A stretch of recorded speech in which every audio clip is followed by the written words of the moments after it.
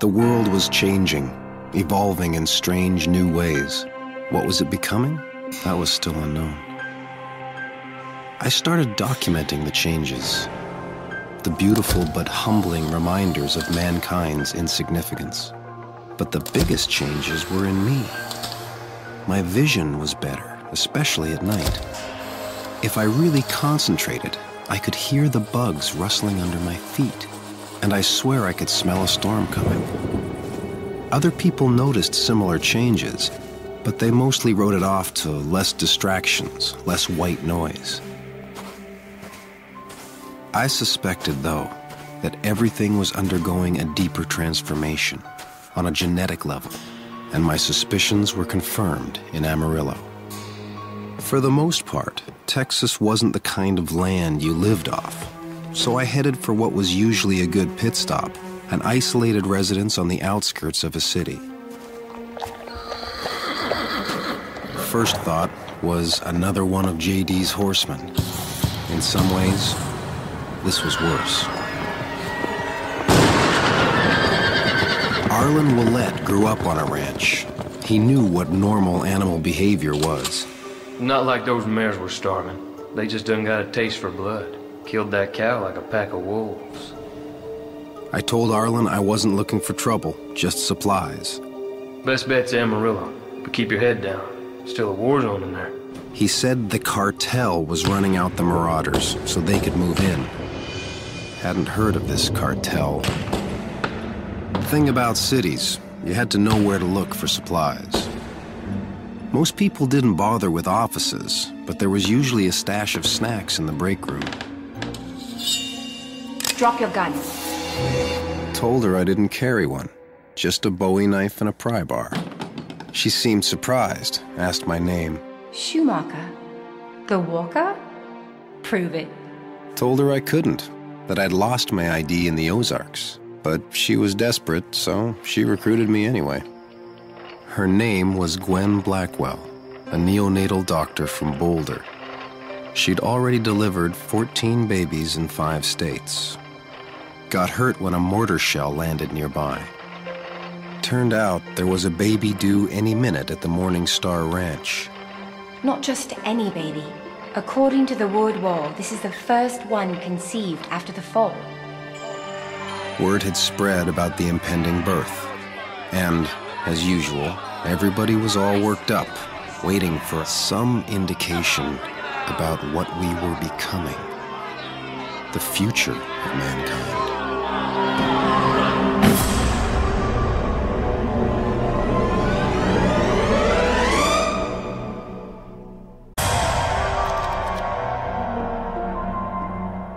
The birth of a child is supposed to be a joyous event, but when people start throwing around words like Messiah, it puts everyone involved on edge. Stay behind the fence with the other wackos or I'll shoot. Those are the rules. That was Joan Harkin, matriarch of the Morning Star Ranch and older sister of the mother-to-be. While Gwen explained who she was, I decided it was time for me to move on. But Gwen had other plans. Russell is my assistant. He'll require room and board, same as me. But I went along because I was just as interested as those people outside to see this baby. While we were sanitizing everything, I asked Gwen if she knew I was the walker. Why did she trust me?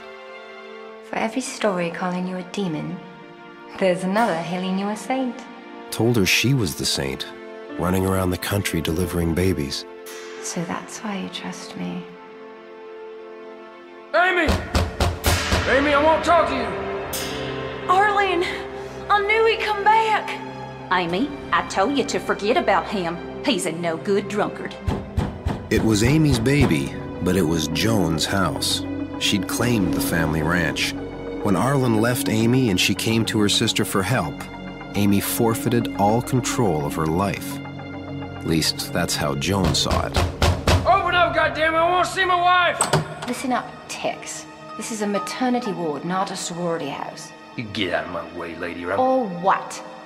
Arlen had obviously been drinking, but thankfully he recognized me. Told Gwen I'd handle Arlen, maybe she could help with Amy. Arlen knew he wasn't supposed to be here, but he'd found a dead calf over on Greyhaven Farms, and he wanted Amy to see it. I've been seeing defected animals like this for the last couple of months. I'm here to tell you, it ain't natural. He believed there are warning signs in nature when things aren't meant to be. And by God, this baby ain't meant to be. Unfortunately, Arlen wasn't entirely wrong about the baby.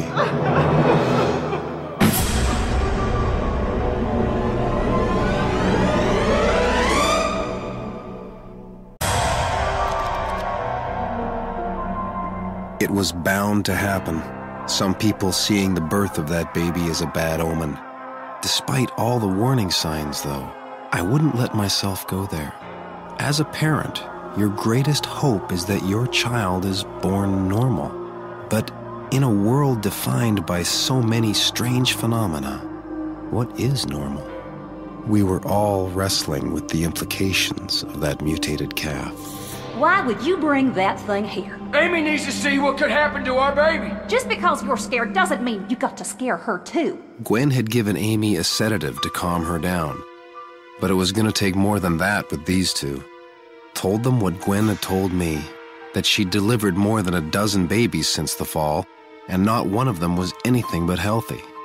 Also told them I could relate to what they were both going through. When Janelle was pregnant with Kizzy, there were complications. Our baby had fetal arrhythmia, an abnormal heartbeat.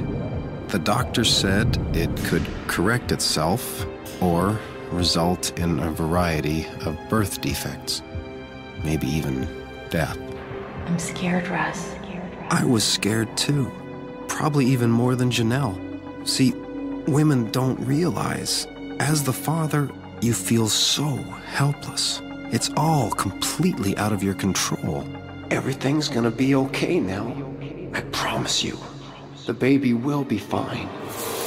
No matter what you're feeling inside, though, no matter how terrified you are, you have to put on a brave face. Joan had never been married, never had kids, so this was all new to her. And Arlen, he had no one to talk to. Nobody who'd been through it all. Nobody who could tell him that how he was feeling wasn't so strange. But just when I thought the situation was finally under control, We've got a problem. Amy had gone into labor. She was having violent contractions, and her water had just broken. Gwen didn't have to say a word. We all knew immediately upon seeing it. By any measure, this birth would definitely not be normal.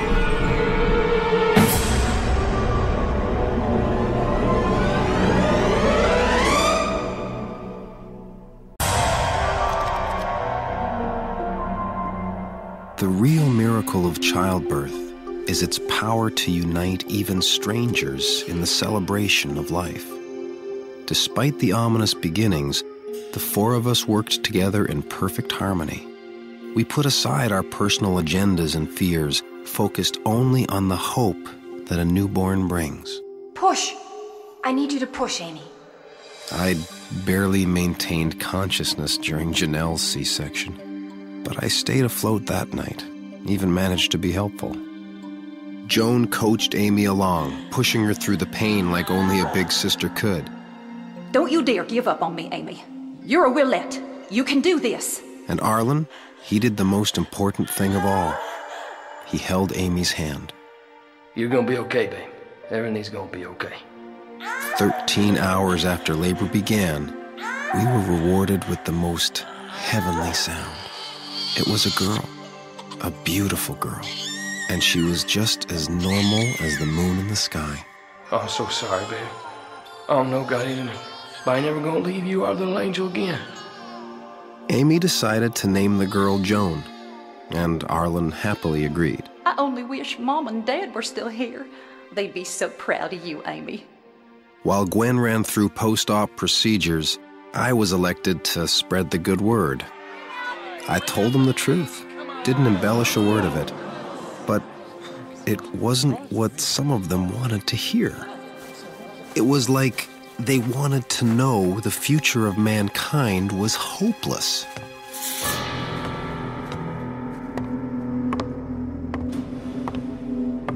Well, it was a regular walk in the park, wasn't it? She confessed she was just as scared as everyone that something unnatural would be delivered. I've got to find another way to test them. Without a sonogram, no mother should have to go through what Amy did.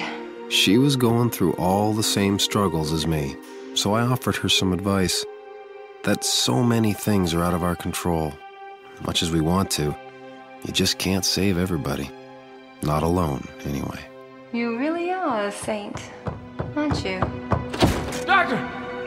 You gotta come quick! Didn't take Gwen long to deduce that there was something still inside Amy. Something that wanted out. Twins. It must be. Russell, we'll need more compresses.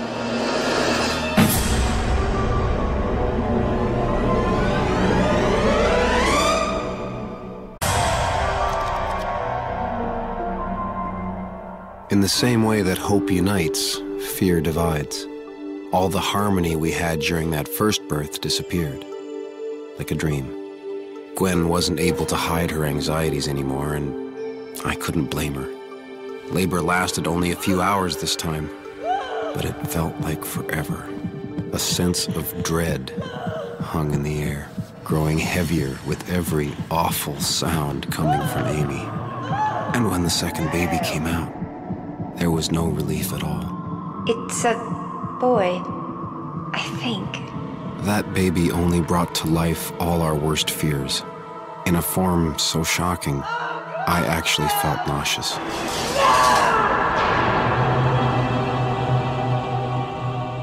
Gwen had to intubate for the child to breathe. Had no mouth or nose, wasn't even a head to speak of. Just a sack of flesh, exposed organs, and you could hardly call it human.